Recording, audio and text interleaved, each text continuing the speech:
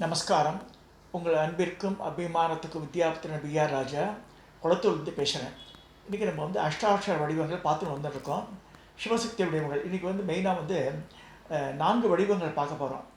அஷ்டாட்சர வடிவத்தில் முதல்ல வந்து திருநீலகண்டர், நீலகண்டர் நம்ம சொல்கிறோம்.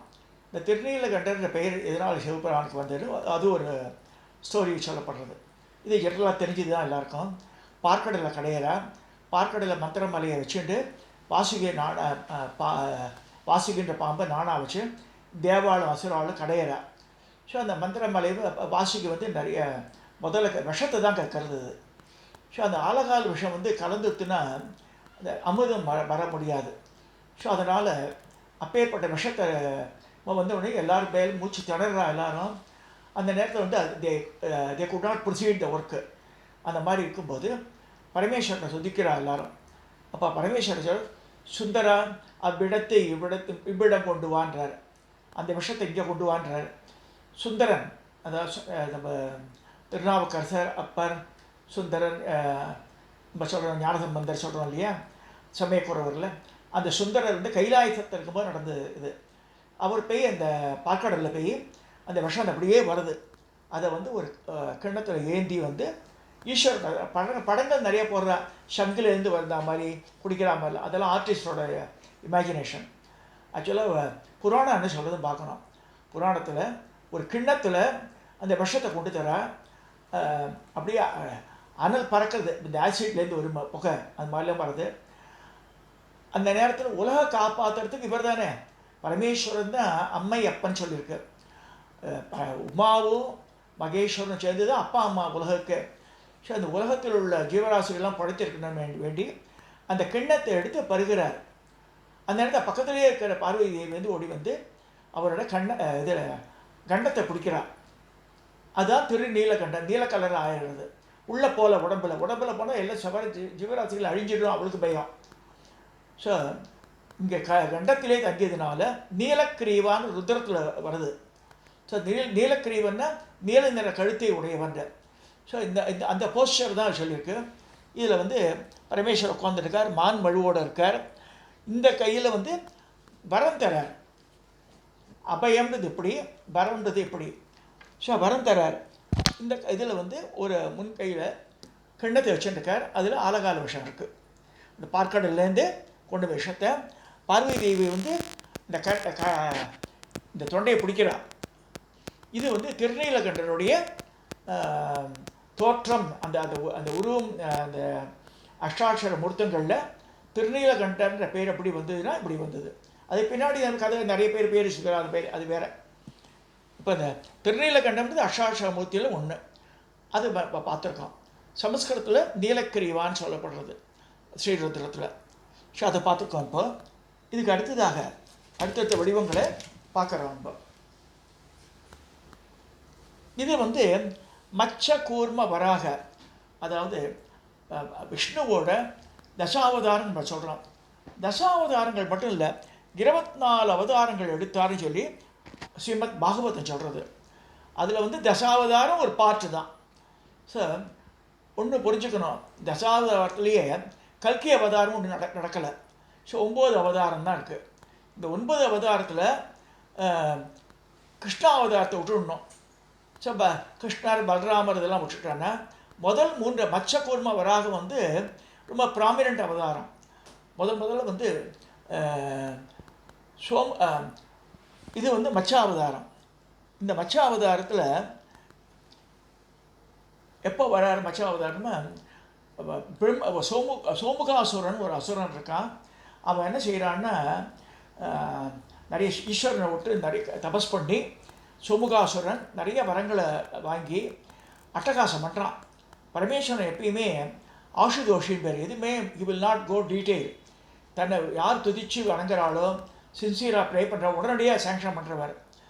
அப்போ வந்து எல்லா வரங்களும் வாங்கிட்டு உள்ள லோகத்தில் இருக்க மக்களுக்கெல்லாம் துன்பம்லாம் தந்துட்டுருக்கான். எல்லாத்தையும் மூவுலகம் ஜெயிக்கணும்னா அதையும் ஓகேன்ட்டார் அவர். இவன் நேரவே பிரம்மதேவர்கிட்ட போய் நிற்கிறான். பிரம்மதேவர் நடுநடுங்கி போகிறார். இந்த சோமுகாசுரனை பார்த்தோன்னே என்ன செய்ய, அவர் கையில் இருக்க வேதங்களை பிடிக்கணும் வந்துடுறான். வேதத்தை பிடிக்கணும், வேதம் இருந்தால் தான் பண்ணுறான்னு சொல்லிட்டு வேதங்களை பிடிக்கணும் வந்து இதில் போய் கடலில் போய்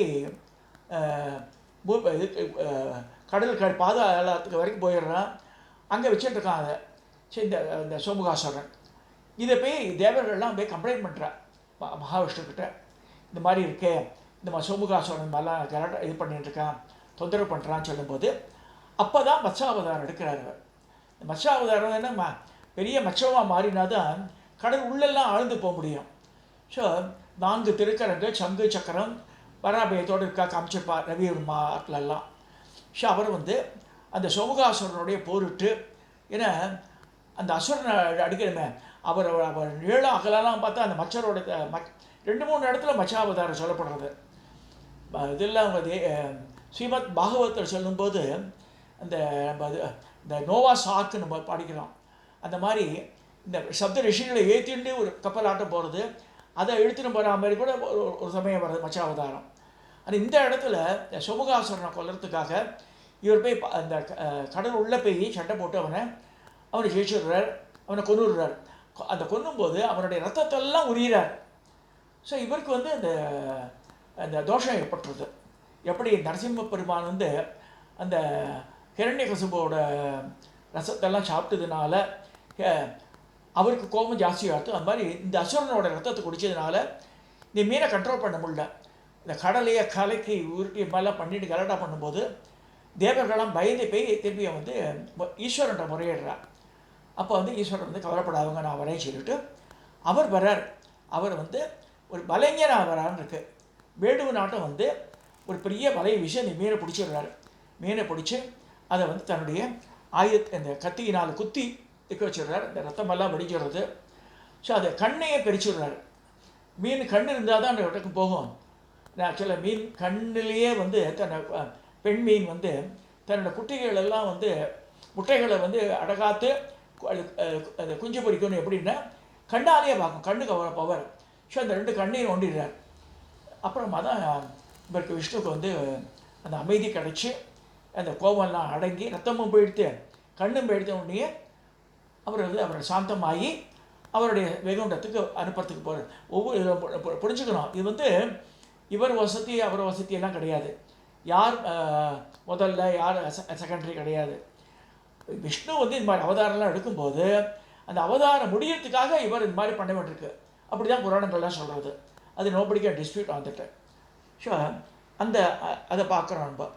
இது மத்ஸ்ய சம்ஹார மூர்த்தின்னு பேர். அடுத்ததாக அதே கூர்மா அவதாரம். இந்த மந்திரமலையை சரியாக நிற்கலை, ஆட ஆரம்பிச்சிருது பார்க்கடலை கடையும் போது.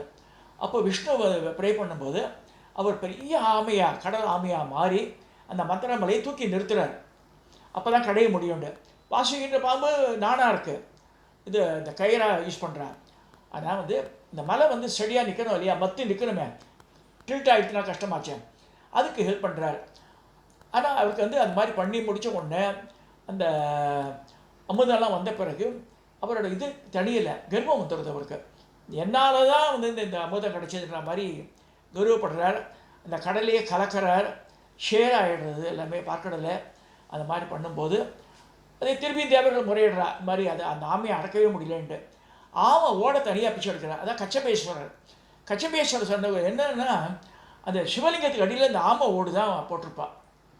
காஞ்சிபுரத்தில் போனால் பார்க்கலாம். இங்கேயும் டவுனில் கச்சபேஸ்வரர் கோவில் இருக்குது. அங்கே அதில் நம்ம உற்று நோக்கணும், இந்த பீடங்கள் என்ன இருக்குதுன்னு பார்க்கணும். ஸோ அங்கே கூர்ம பீடம் இருக்கும்.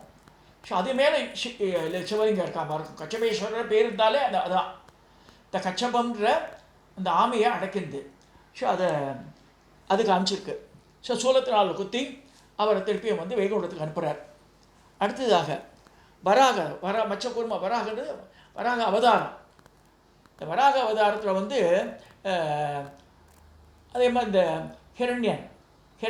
ஹிரண்யாட்சன்னு சொல்கிறோம். இந்த அந்த ஹிரண்யன் ரொம்ப இது பண்ணுறான், பூமியை சுருட்டின் போய் உள்ள வச்சுடுறான். இதில் கடலில் வச்சுட்டான்னு சொல்லுவாள். இந்த பூமியிலேயே கடல் இருக்காது எப்படின்னு வச்சுக்கலாம், அப்படி ஒரு பகுதி. ஸோ அந்த மாதிரி பண்ணும்போது இவர் மகாவிஷ்ணு அந்த வராக ரூபம் எடுத்து தன்னோட கொம்புகளால் நோண்டி பூமி உள்ள போய் அவனோட சண்டை போட்டு அவனை கொல்றார். ஹிரண்யனை கொண்டு மேலே வந்துடுறார். அப்போ அவருக்கு கர்வம் ஏற்படுறது. அப்போ கர்வம் ஏற்படும் போது அந்த வராகத்தோடைய தந்தத்தை உடைக்கிறார்.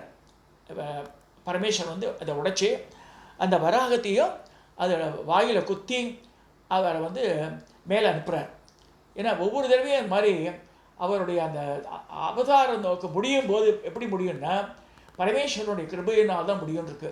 இந்த 3 அவதாரம் மச்ச கூர்ம வராக இப்போ அந்த அவதாரங்களை பேர் சொல்லி அது சம்ஹாரமூர்த்தின்னு வரும். மச்ச சம்ஹாரமூர்த்தி, கூர்ம சம்ஹாரமூர்த்தி, வராக சம்ஹாரமூர்த்தி. இப்போ நீலகண்டர். இந்த அக்ஷாட்சர வடிவங்களில் 4 வடிவங்கள் பார்த்துருக்கோம் இந்த 17வது வீடியோவில். இதோடு நான் இந்த உரையை நிறைவு செய்கிறேன்.